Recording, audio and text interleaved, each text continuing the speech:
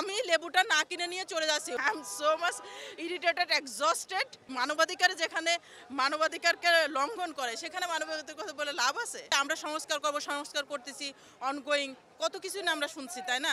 But এই জায়গাটা কি ডেভেলপ হচ্ছে? আপনার র মেটেরিয়াল যে জায়গাটা এবং সাধারণ জনগণের উপর যে ইম্প্যাক্টটা পড়তেছে এটার কি কোনো ডেভেলপ হচ্ছে? Actually not. কোথাও কিন্তু সেই ডেভেলপটা হচ্ছে না। সো এই জায়গাটা আসলে নারিশমেন্ট দরকার।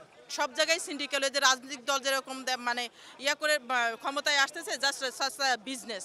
৫ কোটি টাকা খরচ করে ক্ষমতায় আসতেছে, তারপরে হচ্ছে ক্ষমতায় এসে লুটপাট করে চলে যাচ্ছে। That's the business. Same like that, I think so.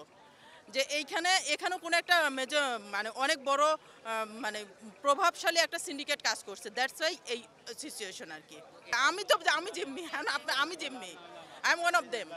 So এইখানে আমি ডেবু কিনতে না গিয়ে I am one of employee of one of largest bank. আমি একটা ব্যাংকে জব করি। আমার salary 6 digit above. Sorry to say, but আমি লেবুটা না কিনে নিয়ে চলে যাচ্ছি। হোয়াই? আমার জায়গা আমি এত টাকা স্যালারি পেয়ে লেবু না কিনে নিয়ে চলে যাচ্ছি ক্ষোভে। সো অন্য যে দিনমজুর কী করবে? আপনি সেটা থিঙ্ক করেন। এটা যদি হয় আমাদের প্রসেস রি-ইঞ্জিনিয়ারিংয়ের স্টেপ, তাহলে কি সংস্কার হবে? নেক্সট প্রজন্ম কী করবে? মানবাধিকার যেখানে মানবাধিকারকে লঙ্ঘন করে সেখানে মানবাধিকার কথা বলে লাভ আছে? এই দেশে কি কখনোই মানবতা ছিল?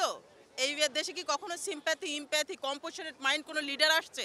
আই ডিডন্ট আমি সেটা মনে করি না পার্সোনালি। দ্যাটস আমি কিন্তু কোনো রাজনীতির সাথে ইনভলভ না।